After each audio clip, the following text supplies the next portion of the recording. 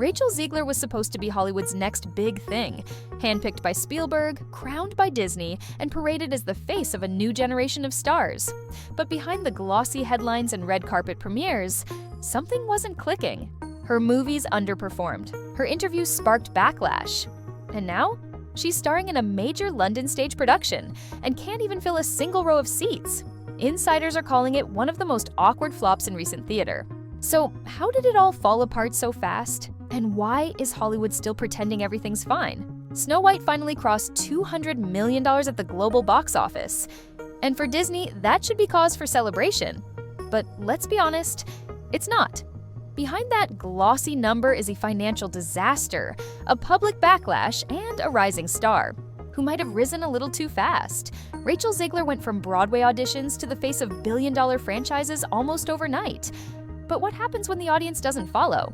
Today we're digging deep into a box office bomb, a struggling stage show, and the uncomfortable truth about how Hollywood manufactures stars, even when no one's asking for them. And by the end of this video, you'll understand why Snow White's failure says more about the system than the star. Let's break it down. When the headlines first broke that Snow White had finally crossed $200 million at the global box office, it sounded like a small victory. After months of delays, online backlash, and lukewarm buzz, Disney could finally claim a milestone. But when you look beyond the surface, this so-called achievement starts to look more like a carefully worded PR spin than a genuine success. The reported production budget for Snow White sits somewhere between $260 and $270 million, and that's being conservative. That figure doesn't include the reshoots, which were extensive, or the post-production overhauls after the negative early feedback. Several insiders believe the final production cost edged dangerously close to $300 million. And that's just the cost of making the movie. Now, ad marketing. Even a reduced campaign for a Disney tentpole still burns through around $100 million, covering global trailers, promotional appearances, merchandise tie-ins, and the studio's standard rollout machine. That pushes the total cost to roughly $400 million, if not more. Now consider this. When a movie earns $200 million at the box office, Disney doesn't pocket all of that. Studios typically receive only 50% to 60% of box office revenue, depending on the territory and the theater chain. That means Disney likely saw closer to $100 or $120 million in return. So let's do the math. They spent around $400 million and earned back a little over $100 million. That's not a modest hit. That's a catastrophic financial loss, one that could rival some of the biggest flops in modern film history. Yet, in interviews and investor calls, Disney frames it as a slow performer or a challenging market release. But let's call it what it is, a massive misfire. And the question now is, how did a studio like Disney, with all its data, money, and experience, get it so wrong? That's when all eyes turn to the film's lead, Rachel Zegler, and the risky bet the industry made on her. Casting Rachel Zegler as Snow White wasn't just a creative decision. It was a strategic gamble.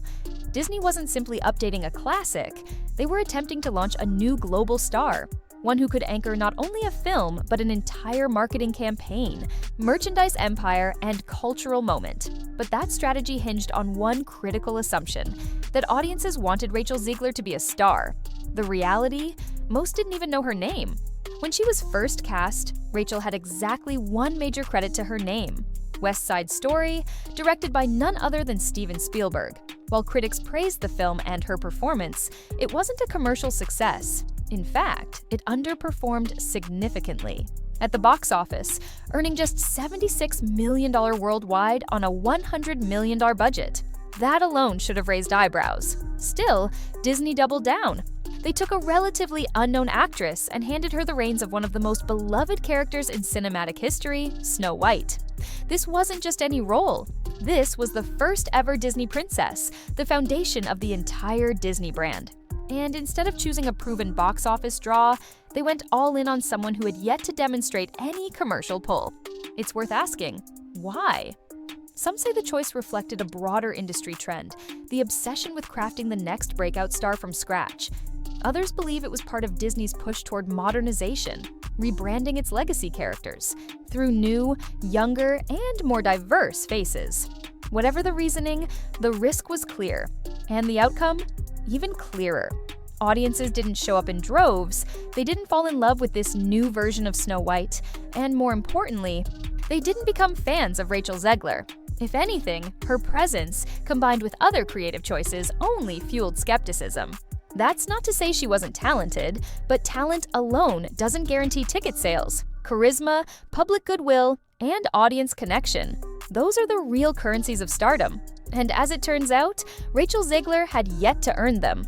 The failure of Snow White didn't just spotlight the movie's flaws, it exposed the cracks in the strategy behind it. A billion-dollar studio banked everything on a star the public hadn't asked for, and didn't follow. And the worst part? The backlash hadn't even fully started yet. If Snow White was a high-stakes box office experiment, Rachel Zegler's next move was supposed to show off her range. A shift from film to live theater, the kind of career move that signals versatility, maturity, and classical training. She was cast as Eva Peron in the new Evita production at London's legendary Palladium, one of the most prestigious venues in the world. This wasn't some fringe indie project. It was big, glitzy, theatrically iconic. And on paper, it should have been a turning point, her redemption arc after Snow White. But what happened next stunned everyone watching. As tickets went on sale, fans and critics alike started checking availability. What they saw was shocking. Everything was still available, not just scattered seats, entire sections, multiple shows, all green. The Palladium uses a traffic light system to indicate seat availability. Green for available, yellow for limited, and red for sold out. Zegler's Evita dates? A sea of green. Across the board, night after night, week after week. People weren't just avoiding the show. They were avoiding it entirely, and that's not normal. Not at the Palladium. Not for a show with a Hollywood actress in the lead, a recognizable musical, and major media attention. For comparison, other shows like An Enemy of the People with John Lithgow showed significant sell-through, despite far less marketing. Even lesser-known productions had healthier ticket maps. So, what went wrong? It wasn't the venue, it wasn't the musical, it wasn't the press. The only real difference was the star. Zegler simply didn't generate buzz. No excitement, no fan base lining up, no last-minute rush. Just silence. And for someone being positioned as Hollywood's next great performer, that silence is deafening. Theater is often seen as a more honest medium than film. You can't hide behind editing, reshoots, or digital touch-ups. You either deliver, or the audience stays home. And when the audience doesn't show up at all, it's a brutal but clear signal. This wasn't just a disappointing debut, it was a warning. The kind that tells casting directors, producers, and studios that the person they've been betting on might not be able to bring people in. Not to theaters, not to cinemas, not anywhere. And just like that, what was supposed to be a comeback became something much darker. A public referendum on whether Zegler has any real drawing power at all. Rachel Zegler's recent struggles haven't just exposed the risks of casting an untested lead, they've pulled back the curtain on something bigger, the way Hollywood tries to manufacture fame. For decades, the industry has relied on a simple formula. Take a promising newcomer, put them in front of the biggest audience possible, and let the fame snowball. Sometimes it works. Think Jennifer Lawrence in The Hunger Games or Timothée Chalamet after Call Me by Your Name. But in those cases, the audience was already invested. There was a spark, something organic. Zegler's story is different. Hers feels forced, like the machine decided she was next and didn't bother waiting to see if the crowd agreed. And this isn't the first time it's happened. Think back to names like Jai Courtney or Sam Worthington, actors who were handed massive roles, major franchises, and blockbuster-level exposure, but never connected with the audience. Studios kept casting them, trying to will them into stardom, and each time, the audience responded with indifference. Zegler is falling into the same pattern. Instead of letting her career build naturally, the industry gave her a shortcut. They put her at the center of enormous projects. Snow White, The Hunger Games prequel, Evita, without first establishing a real fan base or box office track record. And now, the cracks are showing. But here's the thing. It's not entirely her fault. She didn't ask for the machine to push her this hard, this fast. She just stepped into the spotlight when it was offered. The problem is, when that spotlight gets too bright too soon, it doesn't illuminate, it burns. There's a growing disconnect between what studios want and what audiences respond to. Executives see a young, talented actress and imagine the next Zendaya or Florence Pugh. But the audience? They want authenticity. They want to watch a career unfold, not feel like it's being built in a boardroom. And when the audience senses that disconnect, they push back. That's exactly what's happening with Zegler. She's not being rejected because she's untalented. She's being rejected because she was presented to the world as a finished product, without putting in the time to earn that status. The Hollywood star-making machine doesn't take failure well. But maybe it's time it learned, because the more it tries to force stardom, the more the audience resists. And as Rachel Zegler's case is proving, the fallout from those failed bets isn't just embarrassing, it's expensive. After the backlash from Snow White and the silence surrounding Evita, many in the industry were hoping Rachel Zegler could rebound with one last ace: The Hunger Games, The Ballad of Songbirds and Snakes. A major franchise, a built-in fan base, a safe bet, right? On the surface, the numbers looked solid. The film grossed around $330 million worldwide on a reported $100 million production budget. That sounds like a win. And by traditional standards, it is. But dig a little deeper, and you'll see what everyone in Hollywood is quietly admitting behind closed doors.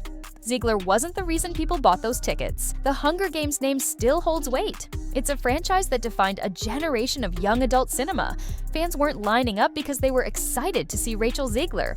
They were showing up for Panem, for President Snow, for the history they already knew and loved. She was simply part of the package. And this wasn't some breakout role either.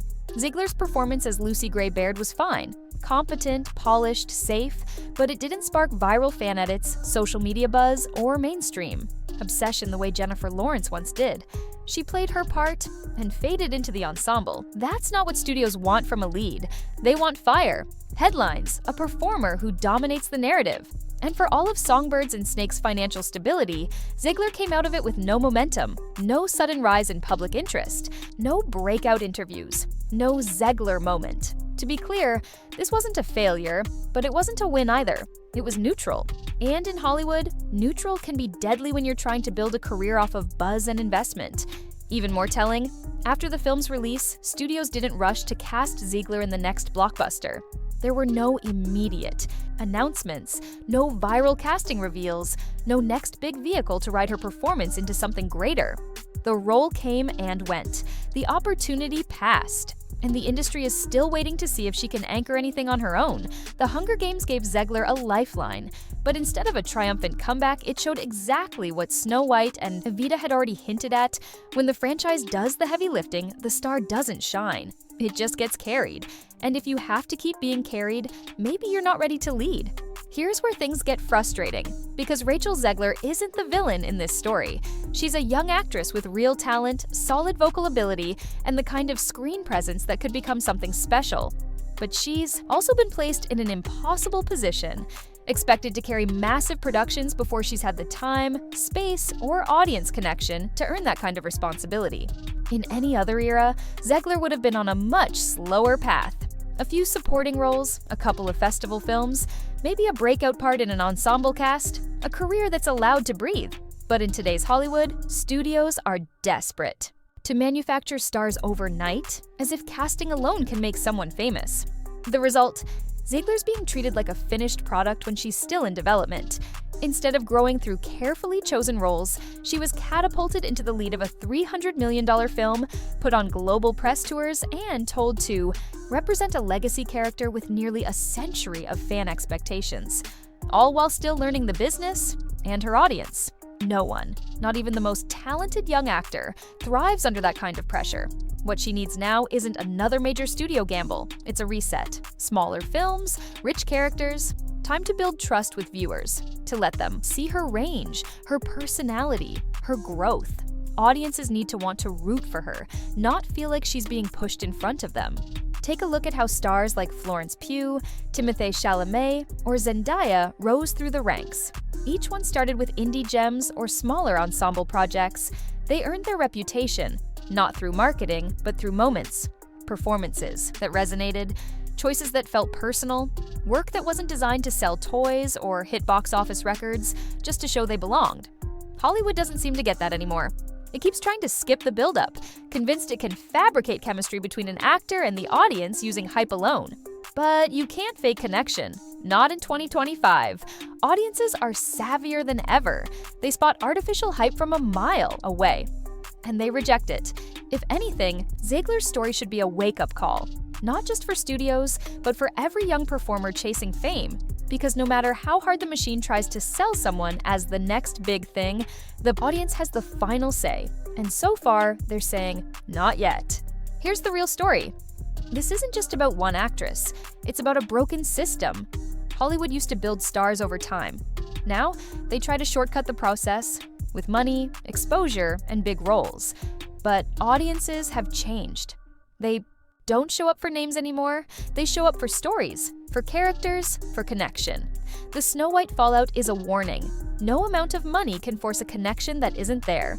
And if studios keep ignoring what audiences want, more careers and more millions will go down the drain. Rachel Zegler didn't sink Snow White by herself, but she became the face of a sinking ship. And now, with 2 high-profile flops under her belt and an empty theater in London, the question isn't just about her talent, it's about Hollywood's judgment. Will she get another shot at redemption? Maybe, but this time it needs to be earned, not handed out in a press release. Because in today's industry, one thing is clear: audiences decide who becomes a star. And no amount of PR can change that. So, what do you think? Is Rachel Zegler just a victim of Hollywood's broken system?